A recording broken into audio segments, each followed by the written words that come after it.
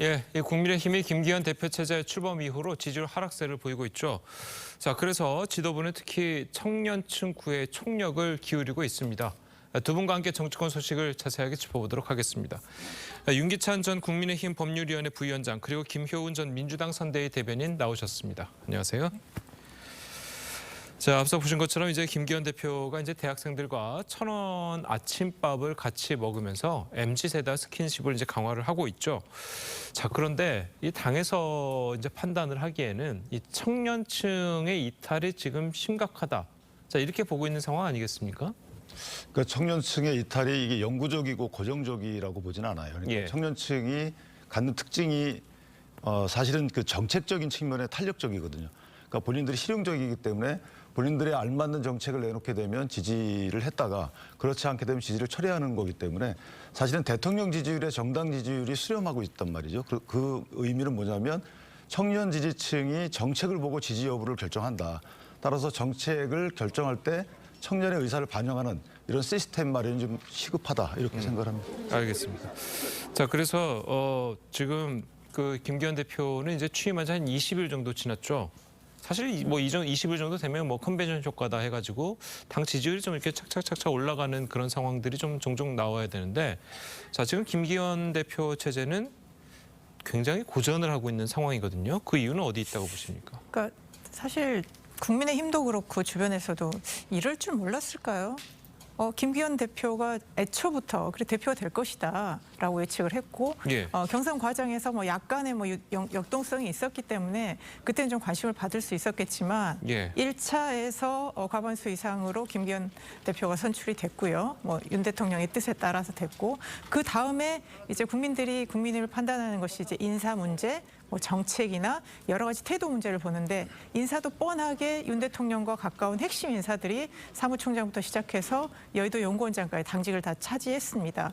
그러면 국민들 눈에는 뭔가 국민의힘이 변화하고 있는가, 정말 국민을 받들려고 하는가, 이런 걸 보는 건데, 정책도 마찬가지입니다. 우리가 정부 여당이라고 해서 보통 한 묶음으로 얘기를 할 때는 여당이 정책을 주도하면서 정부와 함께 발을 맞춰서 국민을 위한 정책을 해야 되는데, 예. 그런 정책적인 부분에서도 전혀 함께 가지 못하고 있습니다. 왜냐하면 정부나 청와대가 뭐 69시간이랄지 일본이랄지 이런 것들에 대해서, 이런 문제에 대해서 매우 혼선을, 국민들의 마음을 잃어가고 있는 상태에서 여당이 어떤 역할을 하는 것이 아니라 똑같이 그렇게 가고 있기 때문에 전반적으로 지금 구조 자체가 문제가 있고요. 청년들을 구애한다, 뭐 치맥을 뭐 해동을 한다, 아침에 같이 밥을 먹는다, 이런 일회성 이벤트로는 청년들의 마음을 움직일 수 없습니다. 좀 근본적인 태도와 정책의 전환, 이런 것이 필요한 시기인 것 같습니다. 자, 그리고 이제 가장 또 나왔던 얘기 중 하나가 이 학생 식당 1,000원짜리 아침 메뉴, 이거를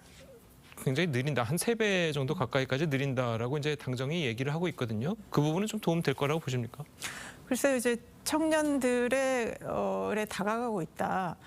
근본적인 뭔가를 하겠다, 이런 거 있지만, 그리고 당장 학생들의 이런 것들을 호응해 주는 거는 인기를 얻을 수 있겠지만, 예. 그러면 모든 학교에, 그리고 앞으로 어떻게, 그 예산을 어떻게 할 것인지, 그리고 아침을 먹는 학생과 또 그렇지 않은 학생들, 과연 이런 것들이 지금 청년층이 원하는 것에 많은 부분들이 있을 텐데, 이런 것이, 이 정책이 지속 가능성이 있을 수 있을지에 대한 여부, 그리고 반짝 이벤트로 끝날 수 있는 가능성이 크기 때문에 이 부분에 대해서는 앞으로 예산이랄지 계획이랄지, 그리고 정말 청년들이 바라는 것이 무엇인지 뭐 위원회도 만든다고 하니까요, 좀 진취적으로, 그리고 뭔가 좀 혁신적으로 할 수 있는 그런 방안이 필요한 것 같습니다. 알겠습니다.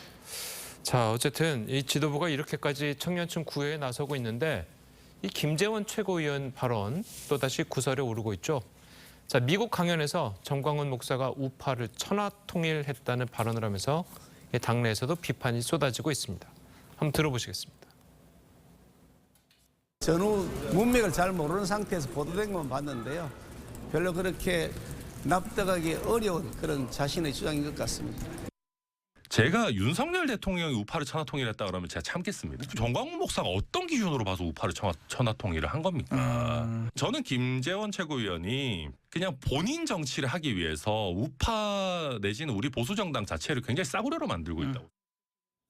자, 사실 이제 김재원 최고위원 같은 경우에는 5.18 관련 발언으로 해서 구설에 오른 지 얼마 되지 않았잖아요.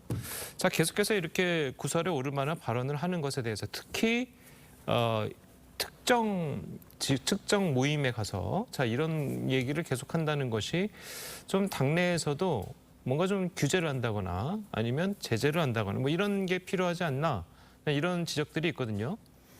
지난 5.18 그 헌법조문 수록 문제는 사실은 이제 5.18 헌법조문 수록 여부가 문제가 아니었고 그것이 마치 뭐 선거 공학적이었다 뭐 이런 취지 때문에 이제 민심 위반을 초래했다고 볼 수는 있지만 지금 이 발언 같은 경우는 사실은 전광훈 목사를 과잉 칭찬한 건 맞아요. 그런데 저것이 그 민심을 위반했다고 보기엔 아직 좀 이르고 제 개인적인 생각은 아마 김재원 최고가 본인 개인 정치를 한다는 모 인사의 말이 맞는 것 같아요. 예. 당내 정치에 몰두하는 것 같아서 최고위원답게 최고위원이 사실은 이제 당을 대표하는 면도 없지 않아 있기 때문에 당 전체의 위상을 위한 발언을 이어갔으면 좋겠고 이런 이제 여러 가지 당내 비판이 있음에도 불구하고 저런 취지의 그 발언을 이어간다 그러면 그것은 조금 경고 내지 징계 여부를 검토할 대상이 아닌가. 아마 그런데 여기서 멈출 걸로 보이고요. 예. 김재원 최고가 지난 그 정치 행보에 있어서 많은 어려움이 있었던 것은 사실입니다. 당내 역학구도에서 밀렸기 때문에 아마 당내 역학구도를 자기한테 유리하게 가져오는 차원에서 여러 가지 발언을 하는 것으로 보이는데 예. 결코 그것이 유리해 보이지는 않는다. 당내 역학구도에도 이렇게 생각합니다. 야, 지금 당내 역학구도를 말씀하셨는데 일각에서는 뭐 내년 총선 때문에 그러는 것 아니냐 또 이런 지적도 있거든요. 어떻게 보십니까? 네, 지금 김재원 최고위원이 이번에 수석 최고위원으로 당선이 됐습니다. 그러면 정부 여당의 수석 최고위원의 역할이 굉장히 무거운데 개인 정치를 한다? 정치라는 것이 국민을 위하는 것이지 개인의 앞으로의 어떤 목적을 성취하는 것이 정치가 아니거든요. 분명 안에서 당내에서 그런 역학관계나 본인이 내년에 이런 게 있겠죠. 재작년에 대구시장 나가려고 했다가 홍준표 후보한테 밀리기도 했었고요. 그렇다고 하더라도 본인이 그러면 자기 개인적인 이익을 위해서 당을 이렇게 활용한다? 이거는 정말 말도 안 되는 얘기고요. 예. 그리고 최고위원 되고 나서 6번 회의 중에 뭐 3번 정도밖에 참석을 안 했고 지금 뭐 해외 돌아다니면서 정광훈 목사 얘기를 하고 있는 겁니다. 지금 국민의힘이 지금 뭐 김기현 대표 체제 이후에 전혀 존재감이 없는 상태에서 수석 최고위원인 사람은 밖에 돌아다니면서 이런 얘기를 한다. 예. 그런데 지금 국민의힘은 이거에 대해서 속수무책인 그런 상황이고요. 그러면 뭔가 기강을 잡든지 이렇게 해야 되는 거고 그럼 국민들 입장에서 잊고 있었는데 국민의힘이 이런 정당이었어. 재작년에는 이준석이라는 젊은 사람을 좀 앞세워서 새롭게 변화하는 것 같았는데 역시 국민의힘은 굉장히 보수 정당이고 정말 이 젊은 세대나 국민들과는 좀 무관한가 이런 것을 다시 한번 좀 떠올리지 않을까 싶습니다. 알겠습니다. 자, 다음 소식도 한번 이야기 나눠보도록 하겠습니다. 자, 일본 정부가 일제강점기 조선인 징병에 관한 강제성을 희석하고 이 독도가 일본 영토라는 억지 주장을 강화하는 이 초등학교 교과서를 통과시키면서 이 파장이 커지고 있습니다.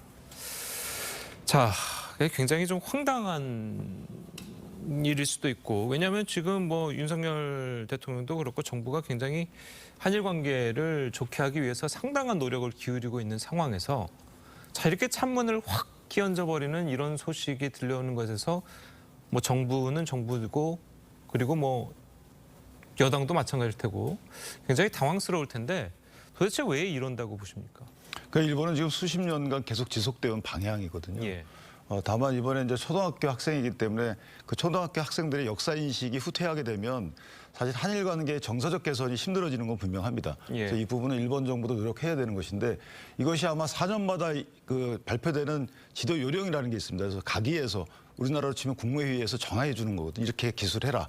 이것이 2021년도에 그런 기술 요령이 지침이 내려졌고 예. 그에 따라서 개정이 되는 것인데 어쨌든 이런 일본의 과거 역사 인식이 후퇴에도 불구하고 우리의 외교 방향은 바뀌면 안 된다. 왜냐하면 외교와 그 역사 인식과는 별도로 가야 되는 것이기 때문에 그래서 문재인 정부 시절에도 사실은 많은 항의를 했지만 이것과 관련해서 외교 방향성이 바뀐 적은 없어요. 그래서 이 부분이 정부도 항의할 건 항의하고 국민께도 외교 방향은 그대로 유지가 돼야 된다. 한일 관계 개선이라는 게 사실은 두 나라만의 문제는 아니거든요. 그러니까 새로운 국제 질서 정립 과정에서의 양국의 역할, 또 미국과의 관계도 있기 때문에 사실 이런 부분은 야당도 협조를 해줘야 되는 부분이에요. 일본을 규탄하는 건 규탄하는 것이고 마치 한일 정상회담의 잘못된 결과다. 결과의 결과다. 이런 취지의 주장은 사실은 국민들로 하여금 한일 관계 개선이라는 국제 그 정치 흐름에 맞는 이런 것에 반기를 드는 또는 정서적으로 좀 대치되는 국면을 초래할 수 있어서 야당 협조도 무엇보다 중요하다 이렇게 판단합니다. 알겠습니다. 자, 그런데 이 독도 문제 관련해서는 뭐 항상 일본이 그렇게 주장을 해왔으니까 뭐 새롭지는 않잖아요. 자, 그런데 이제 한 가지 그 중요한 점은 그동안 이제 징병이라고 이제 표현을 해왔던 것을 지원이라는 표현으로 이제 바꿨다는 거예요.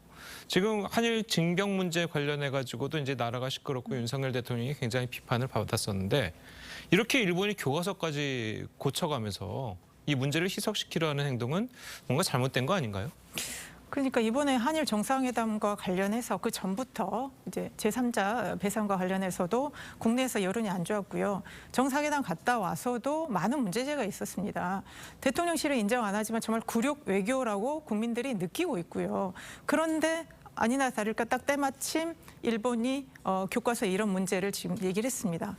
그런데 어제 대통령실이나 국민의힘의 일색은 이게 무슨 한일 정상회담과 무슨 상관이냐.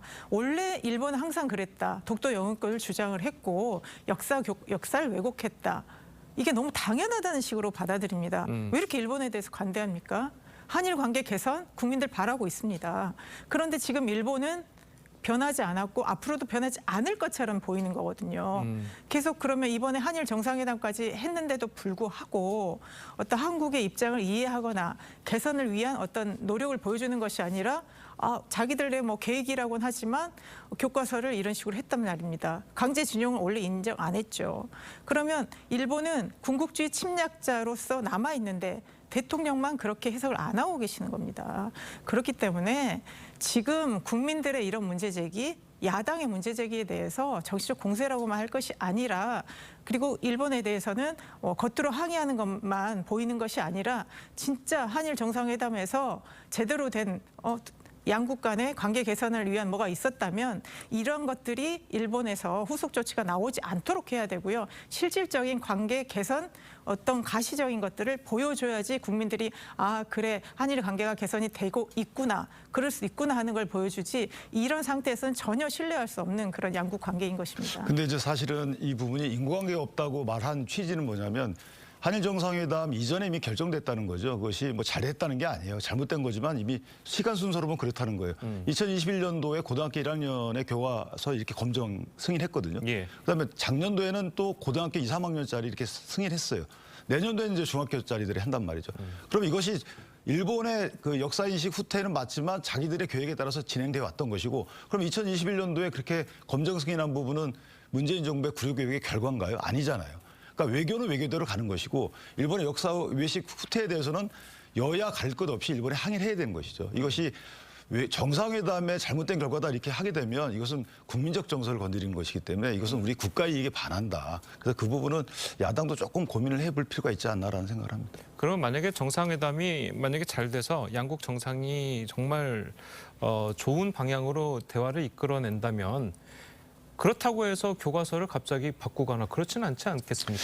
그러니까 저는 양국 정상회담 거기서 바로 모든 걸 해결할 수는 없는 거잖아요. 이제 관계 개선에 초점이 있던 것이고 이것은 늘 우리 정부가 역대 정부도 추진해 왔던 부분입니다. 관계 개선이 되면 이후부터 이제 풀어나가야 되는 것이죠. 교과서 이 부분도 4년마다 바뀌기 때문에 이제 당신들 그 교과서 인식은 우리 후대 국민들 간의 관계 개선에 걸림돌이 된다라는 식의 뭔가 양 국민의 설득 과정을 거쳐서 이것이 바뀌는 이런 절차를 취해야지 바로 바꾸질 않죠. 그 정상회담 의제로 올려가지고 되겠습니까? 현실적으로. 그래서 이런 부분은 공격할 것이 아니고 협조해서 일본에 대항하는 의미로 이런 식의 여야 협력이 필요한 사안이다. 저는 그렇게 생각합니다. 예, 알겠습니다. 자, 오늘 두 분 말씀 여기까지 듣겠습니다. 잘 들었습니다. 고맙습니다.